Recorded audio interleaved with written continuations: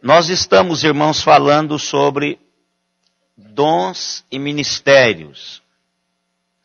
Estamos falando sobre a bênção de servirmos o Senhor, servindo de uma maneira especial e com os nossos dons, a habilidade que o Senhor tem nos dado. Nós aprendemos domingo passado que as pessoas precisam servir a Deus em lugares significativos, cumprindo com isto o propósito das suas vidas, propósito singular, aquele propósito que Deus teve no coração quando nos criou. Então, cada um de nós, Deus fez de uma maneira especial. Deus não nos criou quadrados para tamparmos um buraco redondo. Deus não nos criou redondo para tamparmos um buraco quadrado. Ou seja, Deus criou a cada um de nós com uma finalidade específica na vida. E nos habilitou para isto. E aí nós aprendemos algumas realidades que eu gostaria de repetir porque são muito importantes. Primeira realidade, nós não nos qualificamos para o dom de Deus. É o dom de Deus que nos qualifica. Então eu vou, e alguns usam até aquele texto do apóstolo Paulo que diz, buscai com zelo os melhores dons.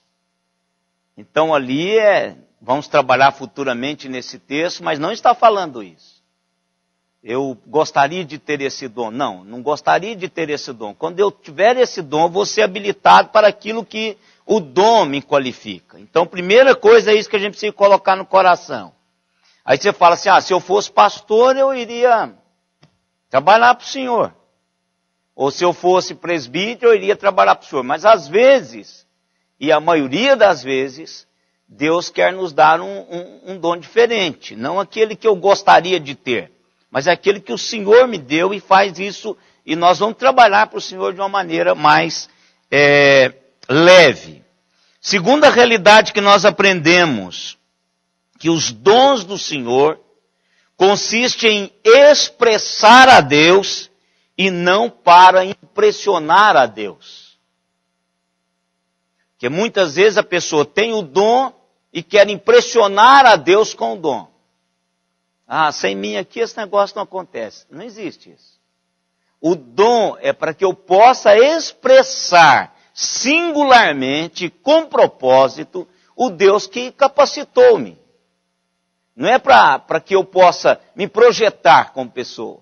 É para projetar a realidade de Deus no mundo. Essa é a questão da singularidade. E nós falamos aqui sobre isso. Por exemplo, Deus tem algo para que eu possa expressá-lo na vida, que só eu posso fazê-lo. Quando eu morrer, isso vai acabar. Vai acabar. Então a minha expressão, a maneira como eu vou expressar Deus na vida, ela é singular. Singular. Poderíamos ter outros homens tão habilidosos com a palavra quanto Billy Graham. Mas Billy Graham foi único. Moody foi único. Aliás, Billy Graham é único, né? Porque ainda não morreu, né? Moody foi único. Spurgeon foi único. Todos esses, irmão André é único. Nunca mais nós ouvimos falar de um doido que fosse levar a Bíblia para países muçulmanos. Não tem. Então esses homens são singulares. E nós estamos falando de grandes sombras projetadas. Mas pessoas simples, que aprenderam a servir a Deus e expressou Deus nas suas vidas com singularidade. Por exemplo, eu não sei quem levou os meus bisavós a Jesus Cristo. Mas não tinha televisão, não tinha rádio. Deve ter sido alguém que expressou tão bem a realidade de Jesus que levou aquele casal de fazendeiros lá no interior de Minas Gerais a Jesus Cristo. depois levou a minha avó, depois a minha mãe, e hoje eu, a Letícia e a Lívia. Então veja como que aquela expressão simples, mais de século atrás, foi significativo para o projeto de Deus e o propósito de Deus até hoje. Até hoje. Então, às vezes, a gente só pensa, então eu não sou um André, um irmão André da vida, eu não sou um Billy Graham, eu não sou um Moody, mas Deus nos fez de uma maneira tão singular que o propósito dele na nossa vida vai se cumprir se nós obedecermos isso. Não importa qual a sombra, a dimensão da sombra que produzimos. Então falamos isto.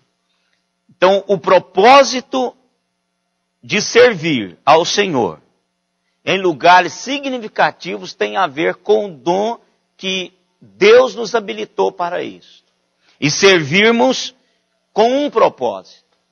Então o enunciado diz o seguinte: servir a Deus com alegria no coração é o que Deus quer para nossas vidas. Servir a Deus com alegria no coração é o que Deus quer para as nossas vidas. E servi-lo com um propósito. Com um propósito. Ou seja, Deus, quando aparelhou-nos, Ele tinha um propósito. E esse propósito permanece enquanto estivermos vivos. Quando Ele nos chamou para um propósito. E o que nós olhamos? Nós olhamos alguns textos das Sagradas Escrituras e começamos no Antigo Testamento. Nós olhamos Deuteronômio 28, 47, mostrando que Deus tinha abençoado de tal maneira o povo, e que este povo não serviu o Senhor com alegria, e alegria de coração, com alegria e entusiasmo, com alegria e com contentamento de coração. Apesar de tudo quanto o Senhor deu ao povo, apesar de todo o aparelhamento que Deus nutriu o povo não serviu a Deus com alegria, e nem contente, nem com entusiasmo. Eu tenho impressão, irmãos, se os corintianos evangélicos servissem a Deus com a mesma intensidade que torce pelo Corinthians, muita coisa iria acontecer. Muita coisa iria acontecer. Dispostos a ir para a África, Moçambique, custe o que custar. Se ficar preso, tem problema. Até matar. Tem problema. Tudo é em nome do Corinthians. É esse entusiasmo. Não é essa motivação. Estou falando do entusiasmo. Porque Jesus já é mais do que vencedor. Não há nada no mundo mais poderoso do que o reino de Deus.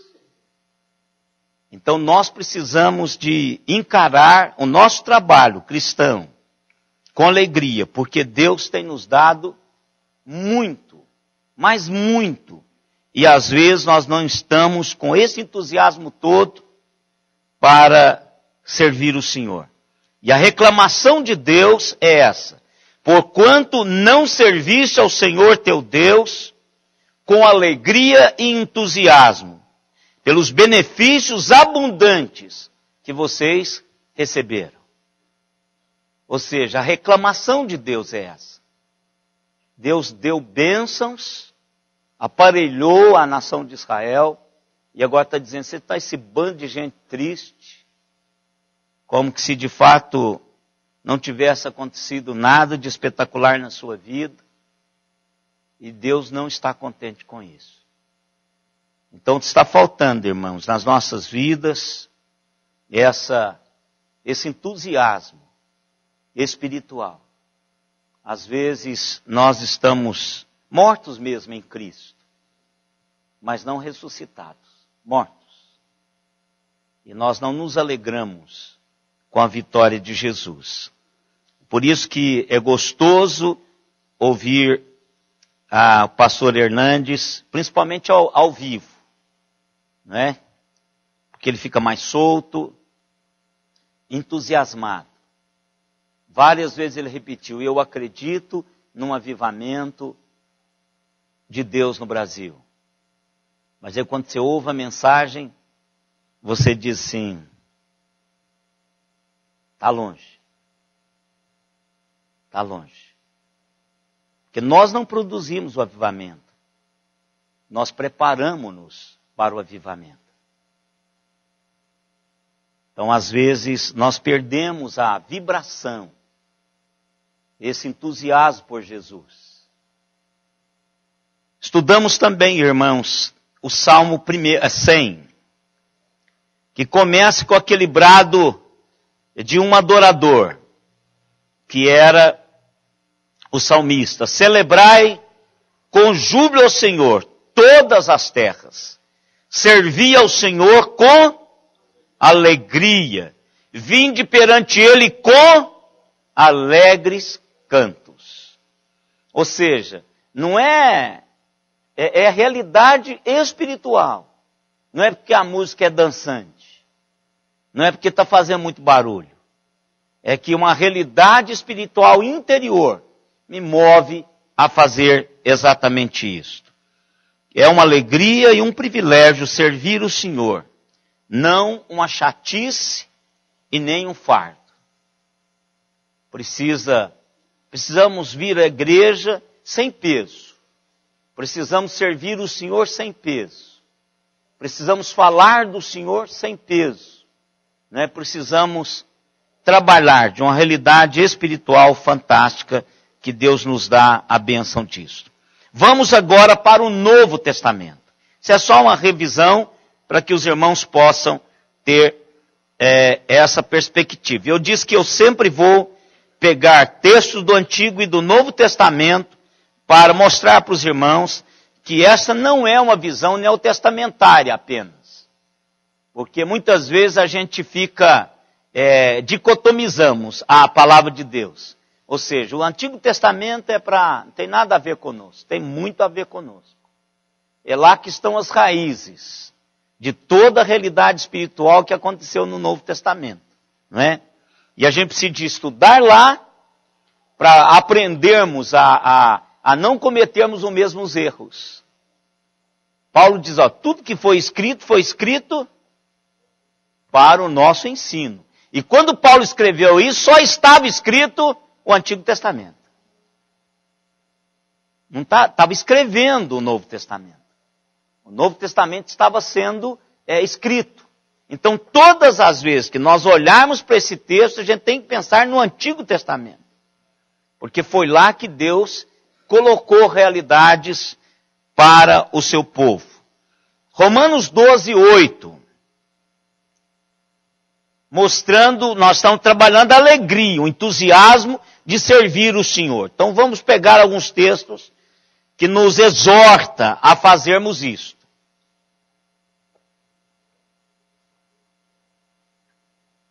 Doze, 8. Pode ler, meu irmão, pode ler.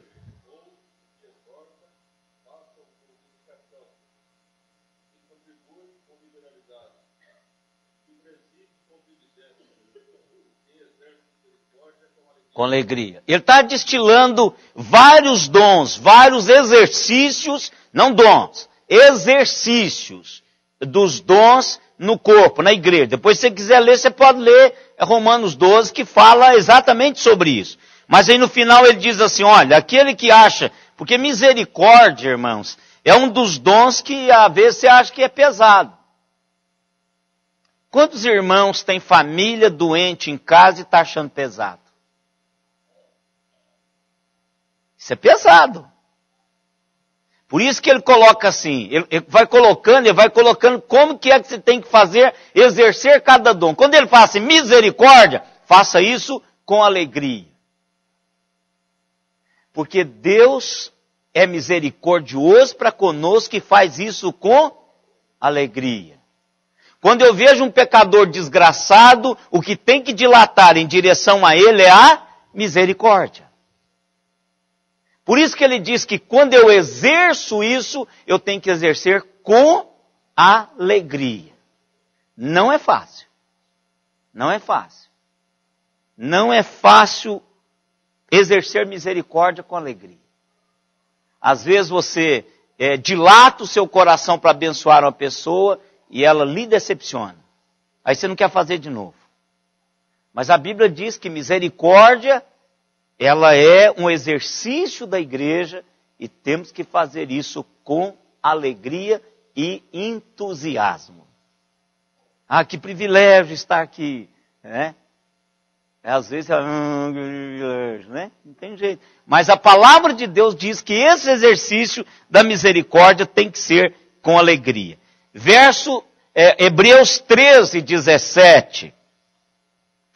Esse Hebreus 13, 17, o pastor Alexandre tocou um pouquinho nela domingo passado. 13, 17.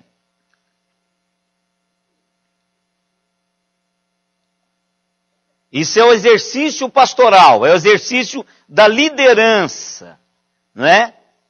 Aí está colocando a igreja para que os pastores, os líderes façam isso e façam com alegria, não é? E não gemendo, aquilo assim entre os dentes. Obedeceis aos vossos guias e sede submissos para com eles, pois velam por vossas almas como quem deve prestar contas, para que façam isto com alegria e não gemendo, porque isto não aproveita a vós outros. Ou seja, é melhor ter líderes alegres, líderes que lideram com leveza, do que alguém gemendo, não é? Então, a ideia aqui é que os líderes devem fazer o trabalho, servir o Senhor com alegria. E às vezes tem líderes gemendo, não é?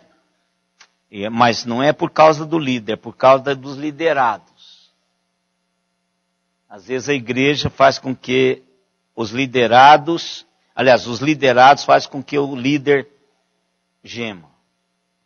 Faça o trabalho com gemido.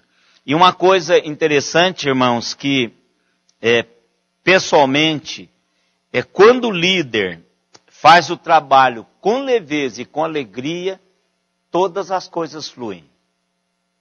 Todas. Quando ele faz amarrado, nada flui, irmãos. Por isso que sempre eu disse para a irmã um dia desse aqui, a irmã Benedita. Eu disse para ela que ia se montar aqui, ela sabe disso. Qualquer ministério que tornasse peso sobre a minha vida, eu ia embora. Todas as igrejas. Bem, está na hora da gente ir embora. Arrumava a mala, aliás, a caixa, o indê está lá em casa ainda amarrada. Eu sempre mantive uma caixa amarrada como um símbolo do indês. Mineiro. É aquele último ovo que você marca ele e não tira ele nunca do ninho. Para que a galinha veja ali e bota lá. Isso é ciência mineral de Minas. Hein? Hein? Mineirês, mineral não, mineirês. Né? Salmo 2, verso 11.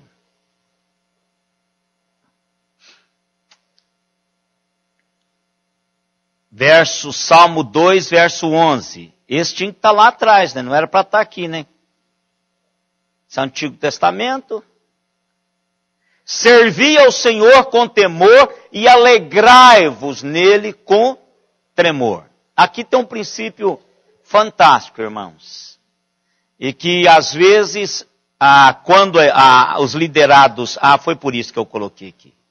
Às vezes, os liderados tornam a vida dos líderes pesado, e eles gemem, debaixo do peso da liderança, o salmista, por isso que eu coloquei isso aqui. O salmista nos chama a atenção que nós temos que servir ao Senhor.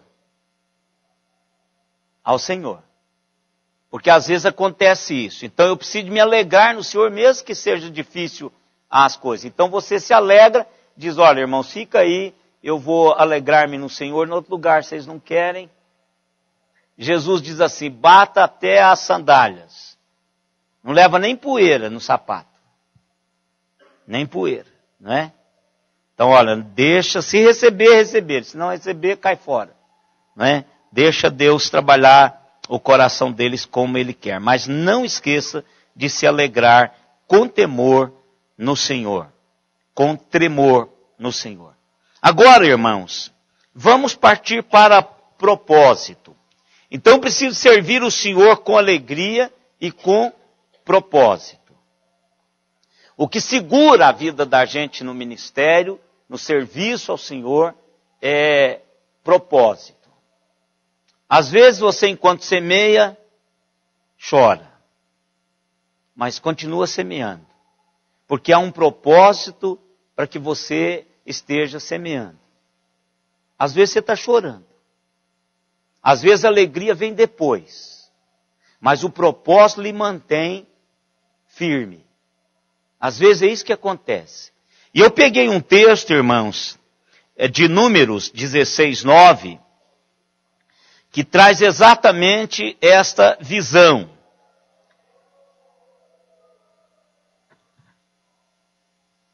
(16:9) Acaso é para vós outros coisa de somenos que o Deus de Israel vos separou da congregação de Israel, para vos fazer chegar a si, a fim de, propósito de, cumprirdes o serviço do tabernáculo do Senhor e estardes perante a congregação para ministrar-lhe. Ou seja, eles estavam dizendo que o propósito da vida deles não valeu a pena. Aí você fala, mas eu queria ser mesmo, era um Billy Graham da vida. Você achou pequena a tarefa, insignificante. Isso, irmão Walter. Achou insignificante a tarefa. Aí a palavra de Deus vem e diz assim, mas você considerou isso tão pequeno? Eu vou te dizer a dimensão desse negócio. E aí ele começa a colocar a dimensão disso. Primeiro que para vos chegar a si. Olha aí. Chegar a quem? A Deus.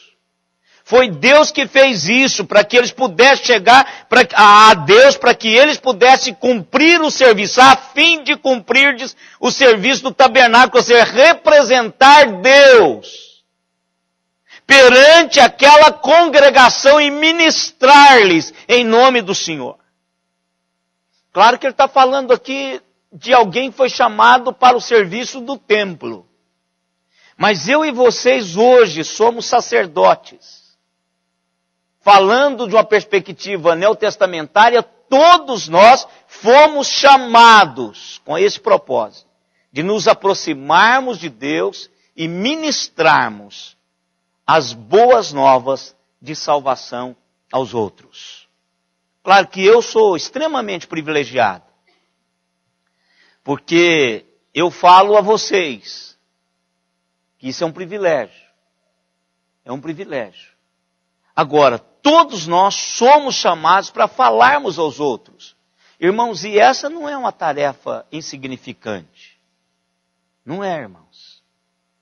Deus nos chama para estarmos perto dele, para que possamos ser cooperador dele em anunciar essas boas novas, a ministrar-lhes a salvação. Por isso a importância desta realidade de compartilhar com o meu dom, com sua realidade espiritual lá fora. A dizer para as pessoas, a viver essa realidade de Deus, a glorificar a Deus através da sua vida. Irmãos, pense você, pessoas que estão à sua volta, que ninguém mais vai poder entrar no seu rol de amizade. E você está lá, como representante de Deus. Aí fala, mas isso aqui é eu queria pregar mesmo, era para o Lula, eu queria pregar mesmo, era para a Dilma. Eu queria pregar, mas prega lá para esse irmãozinho que você está tendo contato com ele. Seu jardineiro, a sua lavadeira, a sua pasadeira, a sua cozinheira. Fala de Jesus. Ministra a realidade de Jesus na vida dessas pessoas. Dona Joaninha, eu já contei aqui, Dona Joaninha tem quase 100 anos. 90 aí? 96. E ela está desligando de vez em quando. Mas eu presenciei ela falar de Jesus para a mulher que cuida dela, a cuidadora dela, assim de uma maneira que aquela mulher será indesculpável diante de Deus pelo tamanho da clareza que a irmã Joaninha falou de Jesus para a vida dela. Aí eu fico pensando assim, é isso que é importante. Isso é propósito, irmãos. Se eu não sou o Billy Graham, eu quero saber de Deus qual é o propósito dele para a minha vida a cada dia. Então eu vou falar para 1, 2, 3, 4, não importa quantas pessoas. Não é algo de só menos importância. Você não precisa de ocupar um cargo, até porque o anunciado do propósito de servir a Deus não é ocupar um cargo no corpo. É ser parte de uma realidade do corpo, que é o propósito de Deus para anunciarmos isto, para falarmos do Senhor às outras pessoas, a dizer para elas o quanto que Deus se importa com ela. É interessante, lá, os irmãos estiveram lá com o pastor Hernandes, ele disse que quando estava no seminário, ele falou que ano que foi? Acho que foi no 2º ano. Ele estava lá no seminário, alguém foi lá das missões. Hein? Não, que ano que ele estava no seminário? Não, bem, ano que ele estava, 1º, 2º, 3º, 4º ano. Eu não sei, eu sei que era bem novinho, na minha mente estava bem novinho assim, calouro. Eu pensei assim, puxa, o cara é um calouro. Aí ele foi convidado para ir lá na SpaceX. E disse que lá tinha um camarada com uma metralhadora, um negócio lá, todo vestido, um soldado, e ele citou o nome do soldado, que eu não lembro agora mais. Hein? Não sei, eu não lembro o nome dele. Então aí ele falou que ele começou a falar sobre Jesus, tal, e o cara disse que era ateu, tal, e ficou bravo com ele saiu. Depois ele voltou e falou, tenho 3 coisas para te falar. E aí cobriu o braço nele. Falou da salvação, falou de que ele tinha que aceitar Jesus, e o segundo ele falou que ele era pecador e que ele ia para o inferno. Aí ele saiu logo e foi embora. Porque ele falou, esse cara está com a metralhadora aqui, ele pode querer, sapecar aqui. Aí quando foi, no dia seguinte, é isso, né? Se eu estiver errando, os irmãos estavam lá, me corrijam aí. No dia seguinte, a mulher que o tinha levado chamou para ele ir lá na casa dela. Quando ele foi, ele viu o camarada sentado lá num sofá. Aí quando ele dirigiu para essa pessoa, essa pessoa pediu para que ele pudesse falar desse Salvador, desse Deus que ele servia. E ele falou. E essa pessoa se converteu. E o tempo passou, um tempo agora, eu creio que deve ter sido bem recente. Alguém perguntou para ele se ele ouvia, se ele não tinha encontrado ainda com aquela pessoa, se ele tinha notícia daquela pessoa. Aí ele disse que não, tinha muito tempo que não tinha mais contato com ele. Aí a pessoa falou assim, não, ele é general hoje, e serve o Senhor. E é pastor, isso. General do Exército Brasileiro e é pastor. Pensa. Se nada tivesse acontecido na vida e no ministério do pastor Hernandes Dias Lopes, isso já era não era de somente importância. Imagina a influência desse homem dentro do exército. General, ele é o homem, ele é o cara. Imagina esse camarada representando Deus no lugar onde ele está. A influência. O que ele já fez durante esses anos todos. Como tenente, como major, como capitão. Imagina como ele foi, porque isso é um crescer. E agora ele é pastor. Somente, irmãos, para dizer assim, você é um pecador, Jesus morreu por você e você precisa aceitar a Jesus. Irmãos, é disso que nós estamos falando, é disso que Números está falando. É compartilhar, é ministrar. Você não precisa ser um ministro para ministrar a realidade. Ministrar é distribuir, é servir. É servir. Servir a Deus servindo os outros. Não é, irmãos. Pode compartilhar porque isso é a maior preciosidade que tem é compartilhar das realidades espirituais. Não há nada mais grandioso na vida do que isso. 2 Timóteo, aliás, vamos ler João primeiro. João capítulo 12, verso 27. Isso aí agora é Jesus.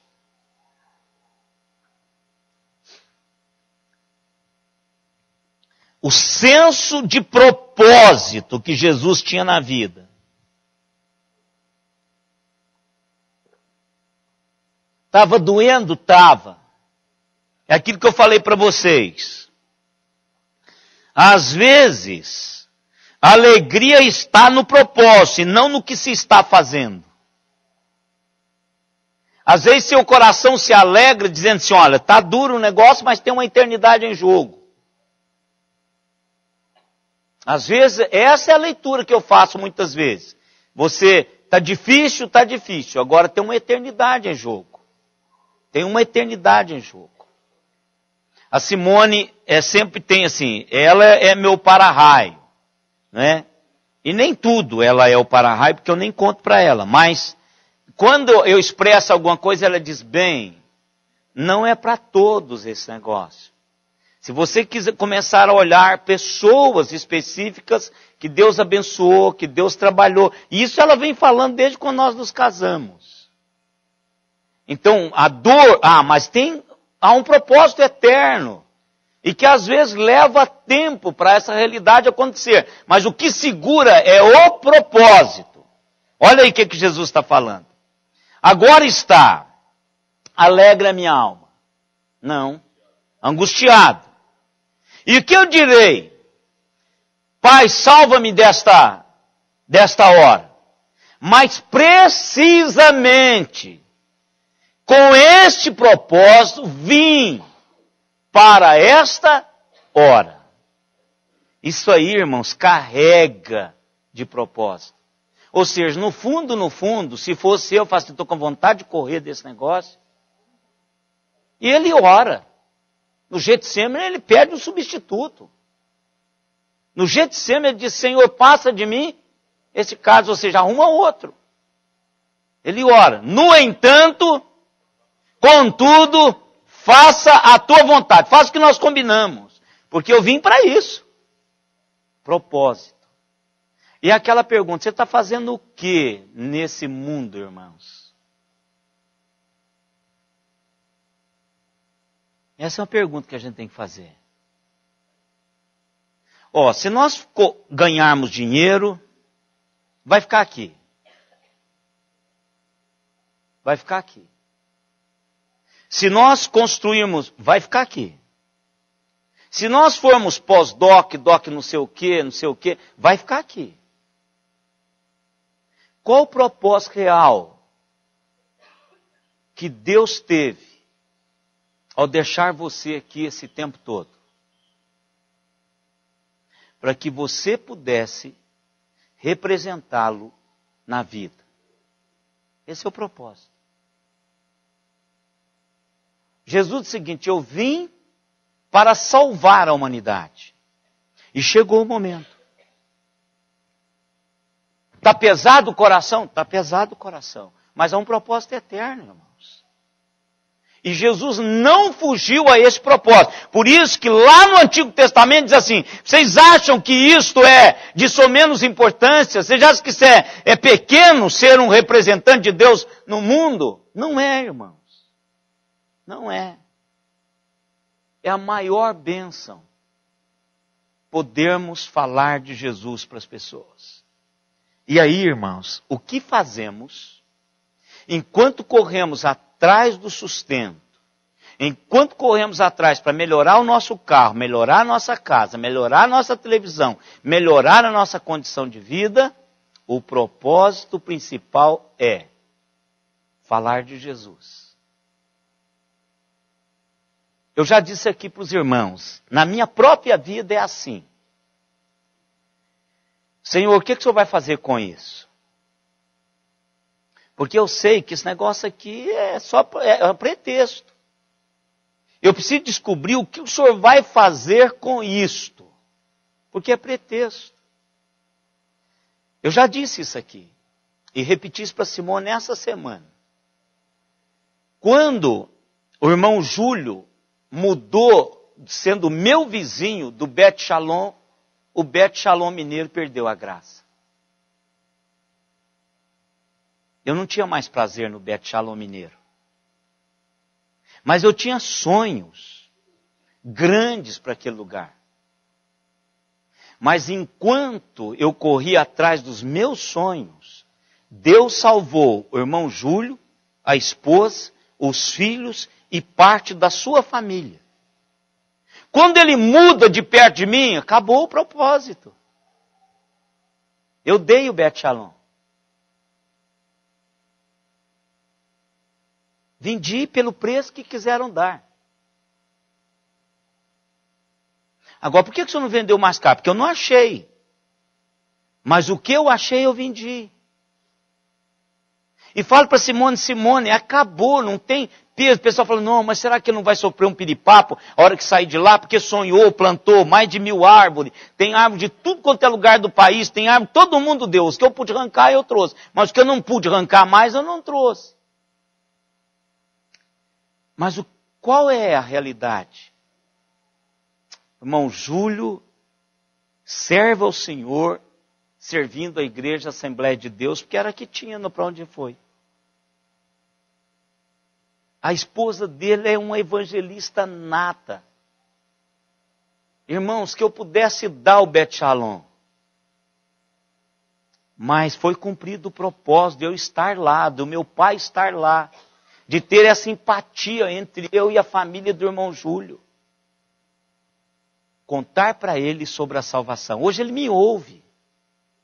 Ele quer o site para que ele acesse as mensagens que eu já preguei que estão lá, porque ele é ativo na igreja dele. Então Deus quer que eu e você cumpramos aquilo que ele tem no coração. Enquanto você está correndo, aproveite para falar de Jesus, porque esse é o propósito. Às vezes você está angustiado, mas fala a si mesmo. Há um propósito. Há um propósito.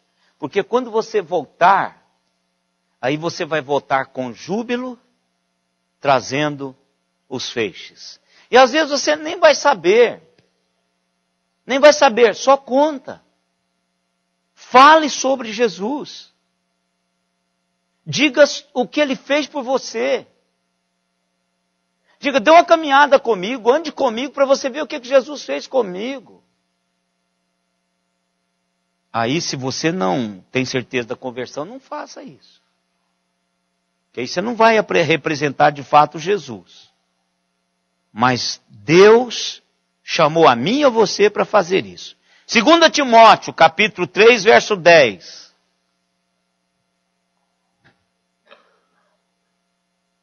Olha aí. 2 Timóteo 3, 10. Paulo, escrevendo a carta pastoral, que é para todos os pastores, atemporal essa carta.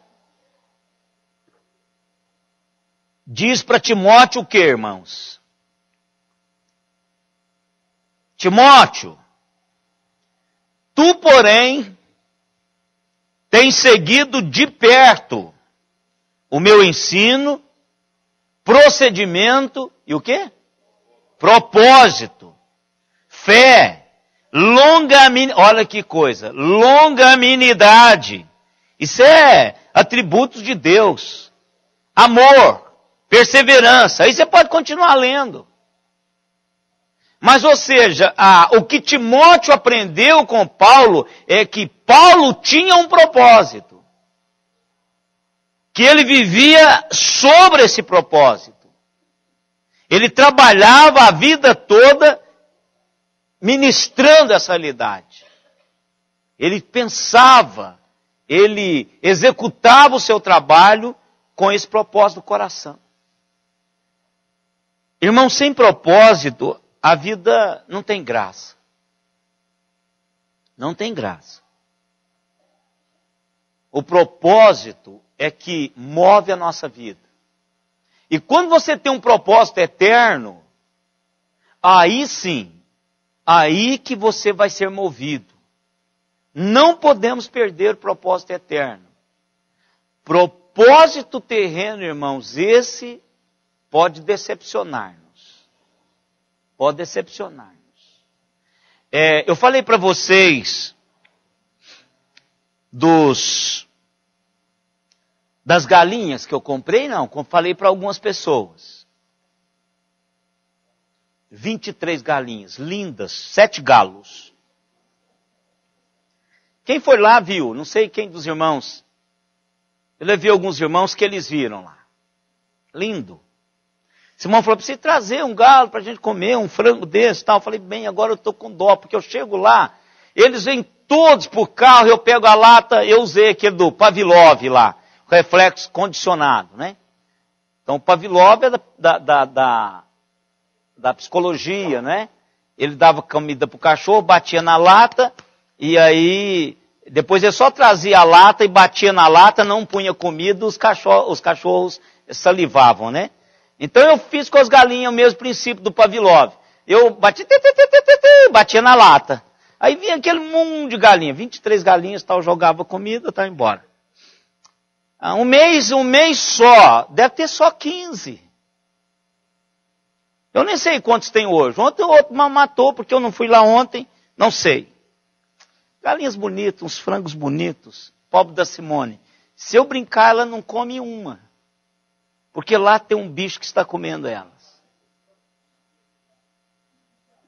O senhor avisou, né, meu irmão?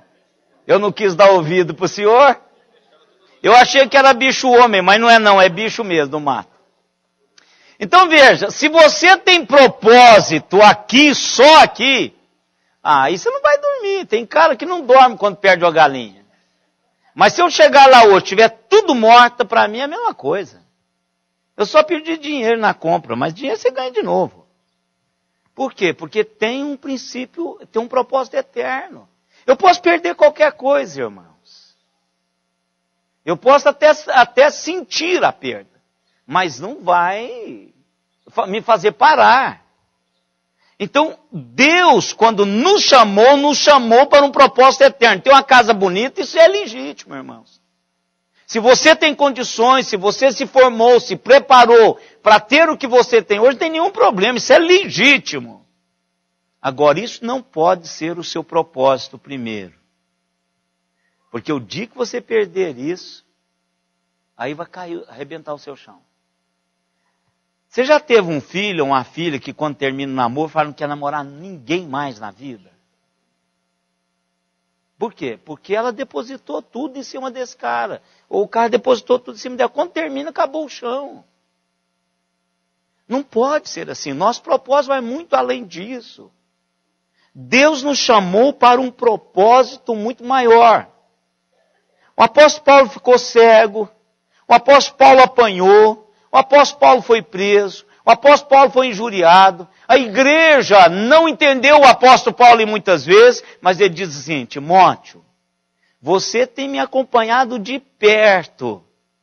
E você tem me acompanhado em determinadas facetas do ministério. Olha, longanimidade é difícil, irmãos. A longanimidade, ela é difícil, por isso que ela é um atributo de Deus. E nós só a temos quando nós estamos próximos de Deus. Eu coloco Rottweiler. E aquela formiguinha, aquele bichinho assim, se você brincar, você pisa nele. Aquele cachorrinho. Então aquele cachorrinho chega perto do Rottweiler e fala assim, au, au, au, au, au, au, au, au, au. O Rottweiler dá uma olhada para ele. Au, au, au, au, porque se ele der uma bocanhada ali, já era. Isso é longanimidade. Está latindo o seu pé, perturbando o seu ouvido, e você está ali aguentando aquele negócio. Longanimidade, ou seja, longânimo. Longo ânimo, esticado. Isso não é fácil. Aí Paulo diz o seguinte: isso é porque eu tenho um propósito na vida. E ele teve mesmo. Deus nos chamou para fazermos isso. Vamos mais. Paulo de novo, escrevendo à igreja de Éfeso, capítulo 1, verso 12. Para quê? Com que propósito? Olha lá. Efésios, capítulo 1, verso 12. A fim de sermos, para louvor da sua glória, nós, os que de antemão esperamos em Cristo. Irmãos, isso é para os salvos. Tem gente que está vivendo aqui agora. As propagandas hoje é para o que agora? Você não espera nada. Se você é feliz, se você quer ser feliz, seja feliz. É assim. Hoje é assim. Se você quer um carro, vá lá e compre o melhor carro. Depois você vê se está quanto pagar. Se não der, você devolve. Se você quer aquela mulher, vai lá e casa com ela. Se não der certo, você divorcia. Uma outra. É isso. É isso que está acontecendo hoje. Mas nós, os cristãos, somos chamados para louvar a Deus e glorificá-lo para sempre. Nós já estudamos isso. Lá no princípio. A minha vida e a sua vida é para isso. O propósito nosso é louvar a Deus e glorificá-lo, a fim de fazermos isso. Nós, os que esperamos em Cristo Jesus. Quem não espera, irmãos, só pode ter o que a vida oferece. Mais nada. Por isso ele tem mesmo que fazer de tudo, porque ele não tem mais nada. Nós temos a eternidade. E todos nós somos abençoados. Se eu perguntar aqui hoje, quem não se sente abençoado nessa vida, eu tenho certeza, se eu perguntar, ninguém vai levantar a mão. Que não se sente abençoado. Todos nós somos abençoados. Todos nós. Todos nós. Abençoados até pelo lugar que nós moramos. Um dia desse faltou água lá em casa. Simão diz, mas nunca falta. Claro que nunca falta. Nós moramos em Araraquara. O aquífero Guarani está aqui debaixo, ó. Estão pisando nele. Isso é um privilégio. Privilégio. Esse dia o friozinho, aquela água gostosa. Tem gente que tem até sauna em casa. Olha que privilégio. Agora, você já parou para agradecer a Deus por isso? Senhor, somos privilegiados. Somos crentes, temos um propósito eterno e somos privilegiados. Efésios ainda. 17. E agora ele quer trabalhar na nossa vida. É como se estivesse continuando. Efésios bonito é esse, porque parece que você está lendo a continuação do capítulo 1, mas não é, está lá em Efésios capítulo 3. Capítulo 3, verso 17. E assim, olha, habite Cristo no vosso coração pela fé, estando vós arraigados e alicerçados em amor, a fim de poderdes, com o propósito de poderdes compreender com todos os santos qual é a largura, o comprimento, a altura e a profundidade, e conhecer o amor de Cristo que excede a todo entendimento, para que sejais tomados de toda a plenitude de Deus. Olha aqui, irmãos, a mensagem do pastor Hernandes. Lembra disso aqui? Para serdes tomados de toda a plenitude de Deus. Ora, aquele que é poderoso para fazer infinitamente mais do que tudo quanto pedimos ou pensamos, conforme o seu poder que opera em nós. A Ele seja a glória na igreja e em Cristo Jesus para todas as gerações, para todo sempre. Amém. Olha que coisa maravilhosa, irmãos. Lindo, senhora? Todas as medidas. Não vai haver nenhum cantinho que não tenha essa realidade de compreensão, com a finalidade de poder descompreender com todos os santos qual a largura, comprimento, altura e profundidade. Esse é o propósito de Deus, irmãos. Enquanto nós fazemos isto, Deus vai agindo de uma maneira poderosa, infinitamente poderosa. Olha lá, porque Ele é poderoso para fazer infinitamente mais do que tudo quanto pedimos ou pensamos. Então, irmãos, quando aproximarmos de alguém para ministrar-lhes em nome do Senhor, nós temos que dar e ter esta realidade no coração, de propósito, e fazer isso com alegria. Fazer isso com alegria. Às vezes, o propósito suplanta a alegria. Estou angustiado de alma. Estou angustiado de coração. Estou querendo desistir. Mas para isto é que eu vim. Olha, esse menino, eu estou com vontade de desistir dele, mas para isso é que Deus me colocou na vida dele. Eu tenho um vizinho, eu nunca falei para ele de Jesus, porque eu acho que ainda não é o momento. Ele é viciado em drogas, e ele me chama de pastor. E durante esse tempo todo, ele só me pediu dinheiro uma vez. Mas porque ele estava chapado. Mas todas as vezes que eu cruzo com ele, eu digo, Deus amado, abra uma porta para que eu possa, abra o coração desse rapaz, para que eu possa falar do Senhor para ele. Se eu cruzo com ele em qualquer lugar, eu buzino para ele.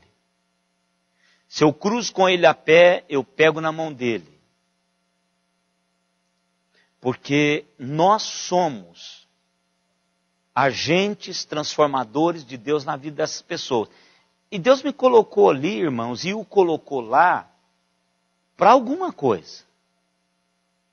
Converso com a avó dele. Eu quero me aproximar cada dia mais. Muito embora ele é muito arredio. Muito arredio. E eu não posso falar logo com ele sobre Jesus. Ele precisa de ver em mim essas realidades primeiro. E depois eu vou sentar com ele, perguntar sobre a vida dele e começar a fazer alguma coisa com ele. Ele é um menino bonito, né? Bem assim, alto, bonito e estragado pela droga. Deus tem um propósito. Qual o seu vizinho, da sua família, que não está lá à toa, irmãos? Tem um propósito, aproveite esse propósito de Deus. Vá lá, comece a cumprimentar. O momento de Deus, Ele vai abrir as portas e você vai falar, faz isso com alegria. Às vezes você não quer. Fala, eu vou correr risco fazer isso, mas deixa Deus, faz como o pastor Hernandes, que ele correu um risco. Mas como o cara estava de plantão, não podia fazer nada. Eles têm que ficar imóvel ali. Então ele aproveitou a oportunidade e falou. Olha o resultado. Não é? Deus nos aparelhou para fazermos o trabalho com alegria. E com propósito. Irmãos, há um propósito eterno de Deus na minha e na sua vida. Vá para casa com isso no coração. Nós não estamos aqui à toa.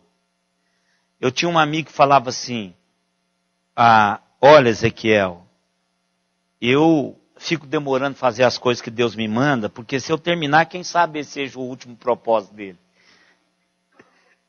Eu falo, para você sem vergonha, cara. E se for? Qual o problema? Não é? Fala, não, estou demorando, Ezequiel, porque quem sabe esse seja o último propósito de Deus na minha vida, aí vai me levar, eu quero demorar aqui um pouquinho mais. Mas não é essa a ideia. Deus quer usar-nos sempre. E Deus vai te usar sempre. Deus é bondoso, longânimo. Represente-o na vida. Chama aquela pessoa para andar com você, até para ser testemunho da sua vida cristã. Vão lá para a minha festa. Né? Eu achei que era só eu que reclamava a questão das festas de casamento, mas o reverendo Hernandes desceu o pau com relação à festa de casamento. Ele é meu parceiro nesse negócio aí. Diz ele que o grande perigo da igreja é a secularização. E é mesmo. Aqui dentro nós somos uns e lá fora somos outros. Dizer que os nossos casamentos é desse jeito. Quer dizer, aqui dentro, todo um cerimonial religioso e lá na festa, haja bebida e haja festa do mundo lá. Eu sei com os pais que isso é uma luta. Lá em casa é uma luta. Eu estou dando graças a Deus que a Lívia está indo embora e casando agora. Porque vai ficar pior. A hora que os pequenininhos de vocês estiverem casando, viu, irmão Sebastião? Aguarda. O negócio, você está rindo, Aline? Você também. É? Então a gente precisa... Senhor? É para terminar logo, para já estar terminado, né, André? Tá certo.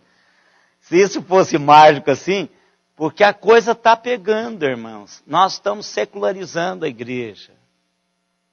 Então a gente não consegue. E pôr isso na cabeça dos nossos filhos é uma batalha, é uma guerra civil dentro de casa. Senhor? É uma batalha em glória. É, meu irmão. Em glória. Eles não entendem. Não, isso, mas houve alguma coisa, alguma mudança na nossa cabeça, como pessoas que estragamos alguma coisa nessa caminhada, irmãos. Estragamos alguma coisa. Então, a questão, por exemplo, o pastor diz que o divórcio no meio cristão está do mesmo tamanho do divórcio no meio não cristão. O adultério está do mesmo jeito, no nosso meio com o meio não cristão. Difícil, irmãos, está difícil. A coisa está de tal tamanho que nós precisamos viver mesmo essa realidade de Deus nas nossas vidas. E um dos sentidos, eu acho que nós perdemos o propósito. Eu acho que nós perdemos o propósito. Por isso que o livro do Rick, né? Rick Warren, deu tanto ibope. Ele vendeu milhões daquele livro dele, Igreja com Propósito. Depois ele trouxe um outro livrinho de meditação, Vida com Propósito. Por isso que as pessoas vão atrás. Por quê? Porque nós já perdemos esse negócio. A eternidade, irmãos, ela não é cogitada hoje. Porque se fosse, muito do que está acontecendo entre nós como humanos, a pessoa iria arrepiar a alma. Porque o inferno está chegando a grande velocidade na vida das pessoas e elas estão optando pelo inferno. Uma opção. Então a gente precisa viver com propósito eterno todos os dias. Representar Deus mesmo na vida. de uma maneira singular, que só você pode representá-lo. Só você. Aí você pergunta, Deus pode substituir? Pode, Deus pode te substituir. Mas representar da maneira que você foi chamado para representar, só você poderia fazer isso. Só você poderia fazer isso.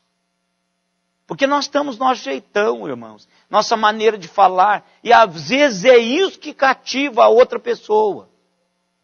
Talvez é isso que leva a outra pessoa a pensar em Jesus, porque somos nós que estamos dizendo.